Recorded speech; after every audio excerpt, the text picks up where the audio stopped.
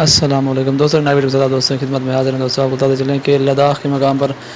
بھارت اور چین کے مابین اس وقت کشیدگی جاری ہے، اور دوستوں آپ کو بتاتے چلیں کہ چین نے ایک بہت بڑی کامیابی حاصل کر لی۔ لداخ کے مقام پر انہوں نے جن علاقوں پر اپنا قبضہ کیا ہے وہاں پر انہوں نے اب آپٹیکل فائبر بچھانا شروع کر دیا ہے۔ تو دوستوں آپ کو بتاتے چلیں کہ اب جس علاقے پر چائنا اس وقت آپٹیکل فائبر بچھا رہا ہے وہ علاقہ اب بھارت کسی صورت بھی ان سے واپس نہیں لے سکتا۔ دوستوں چائنا پہلے بھی یہ اعلان کر چکا کہ جس جگہ پر وہ قبضہ کر چکے ہیں اس زمین کا 1 فٹ تک بھی وہ جو ہے بھارت کو واپس نہیں دیں گے جہاں پر انہوں نے قبضہ کر لیا۔ تو دوستوں آپ کو بتا دیں کہ ان کی میٹنگز جو تھی بھارت اور چائنا کے رشیا کی میٹنگ، اس میں بھی ان کو ناکامی ہوئی ہے۔ وزیر خارجہ جو جے شنکر ہیں ان کے بھارت کے اور چائنا کے وزیر خارجہ کے ساتھ ان کی میٹنگ ہوئی تھی وہ بھی ناکام ہو گئی تھی، اور ان دونوں کے درمیان تلخ کلامی بھی عروج پر تھی۔ تو دوستوں مزید ڈیٹیل سے پہلے ہمارے آپ سے ریکویسٹ ہے کہ چینل کو سبسکرائب ضرور کر دیں۔ تو دوستوں آپ کو بتاتے چلیں کہ اس وقت بھارت نے جو ہے بھارت کے علاقے پر لداخ پر جو چائنا آپٹیکل فائبر بچھانے جا رہا ہے، تو دوستوں اس سے کیا ہوگا کہ اس سے بھارت کے جتنی بھی کمیونیکیشنز ہوں گی، ان کی جتنی بھی موومنٹ ہوگی، ان کے جتنے بھی رابطے ہوں گے، وہ ساری کال اور ساری انفارمیشن جو ہے چائنا ان سے ٹریس کرے گا۔ اور دوسری بات، چائنا ان کے یہ ریڈیو یا سیٹلائٹ سے جو ان کے رابطے ہیں، کنیکشنز ہیں، اس کو ہیک بھی کر سکتا ہے۔ اور آپٹیکل فائبر بچھانے سے وہاں پر جتنے بھی میزائل یا ایئر کرافٹس جاتے ہیں وہ بھی وہاں پر کنٹرول میں ہوں گے چائنا کے۔ تو دوستوں آپ کو بتاتے چلیں کہ لداخ کے مقام پر بھارت جو ہے، بھارت کے پاس جتنی بھی انفارمیشن ہے اس کو چائنا جو ہے اپنی انٹیلیجنس ایجنسی کے ذریعے جو ہے وہ ساری انفارمیشن ہیک کرنے جا رہا ہے۔ وہ ساری انفارمیشن ہینڈل کرے گا، اپنے پاس سیو کرے گا۔ تو دوستوں دوسری بات آپ یہ بتا چلیں کہ ابھی ونٹر سیزن آ رہا ہے، ابھی موسم سرما آ رہا ہے، تو لداخ کے مقام پر اتنا سردی ہوتی ہے کہ اب بھارت کے ہزاروں فوجیوں کو جو ہے اپنی جان کی لالے پڑ گئے ہیں کہ ان کی جان خطرے میں ہے، کیونکہ اتنی سردی وہ لوگ برداشت نہیں کر سکتے۔ اور بھارتی جو جتنے بھی فوجی وہاں پر موجود ہیں وہ چائنا کی فوج کی لوکیشنز اور ان کی چوکیوں کو نہیں دیکھ سکیں گے، وہاں ان کو نشانہ نہیں کر سکیں گے۔ تو دوستوں آپ کو یہ بتاتے چلیں کہ چائنا نے جو ہے بھارت کو یہ بھی انٹیمیشن دی ہے کہ اگر وہ ان کے خلاف کوئی اس قسم کی کارروائی کرتا ہے یا ان کے خلاف تبت کے علاقوں میں کوئی بھی اگر اس نے کارروائی کی تو چائنا کیا کرے گا کہ اپنے میزائلز اس پر ہٹ کرے گا اور اس پر اٹیک کرے گا، اور اس سے کیا ہوگا کہ بھارت کو بھاری نقصان اٹھانا پڑے گا۔ تو دوستوں آپ بتاتے چلیں کہ بھارت کو چائنا نے جو ہے اس وقت انٹیمیشن دے دی ہے کہ اگر وہ اس طرح کی کوئی بھی حرکت کرتی ہے تو ان کے جہاز اور ان کے میزائل اس وقت فٹ ہوئے ہیں اور ان کا نشانہ جو ہے فکس کیا ہوا ان لوگوں نے۔ اگر کوئی اس طرح کی مستی کرتا ہے یا اس طرح کا کوئی کام کرتا ہے جس سے تعلقات خراب ہوتے ہیں تو وہ میزائل ماریں گے بھارت کے شہروں پر۔ تو دوستو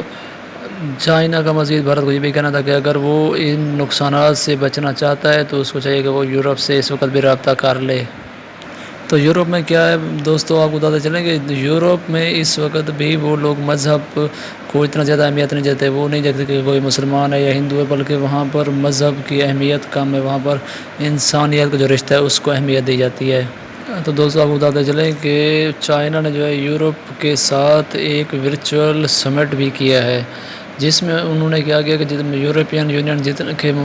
بھی ممالک کے بڑے بڑے لیڈر ہیں ان کو اس نے اپنے اعتماد میں لیا اور ان کے اوپر جو ان کو پوری ان کے اوپر اعتماد ہے۔ اس وقت چائنا نے جو ہے یورپی ممالک کو اپنے اعتماد میں لیا۔ تو دوستو اس سے یہ ہوتا کیا ہے کہ اس وقت چائنا میں جتنے بھی ان کے لوگ ہیں وہ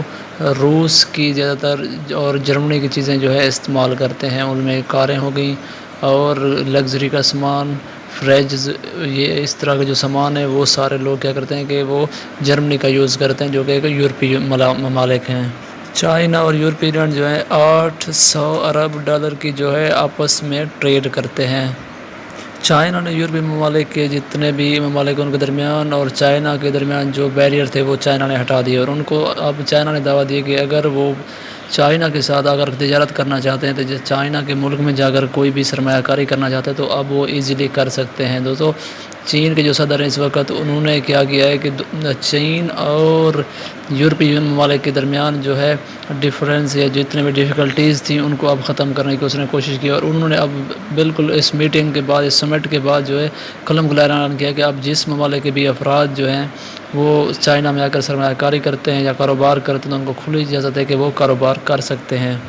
चाइना ने यूरोपीय ममालिक को ये भी दावा दी है कि वो आएँ और चाइना के साथ वर्चुअल जो करेंसी है उसमें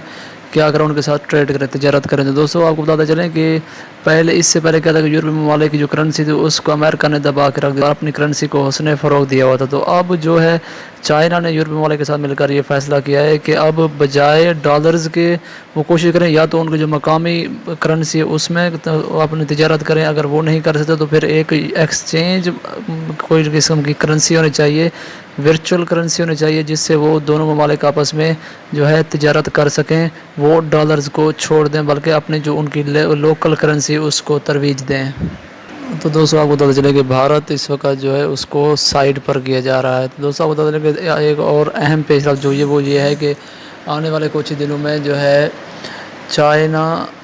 अफ़गान तालिबान को भी यूरोप ममालिक में लेकर जाएगा और वहाँ पर उनके साथ मुतालबात होंगे। रूस और इस तरह का जर्मनी और ये यूरोपीय ममालिक जितने भी हैं वो वहाँ पर मौजूद होंगे, उनके साथ जो अमन मुआहदे होंगे और डिस्कशंस होंगे। ये भी इसमें बड़ा हाथ जो है वो सिर्फ़ और सिर्फ चाइना का है।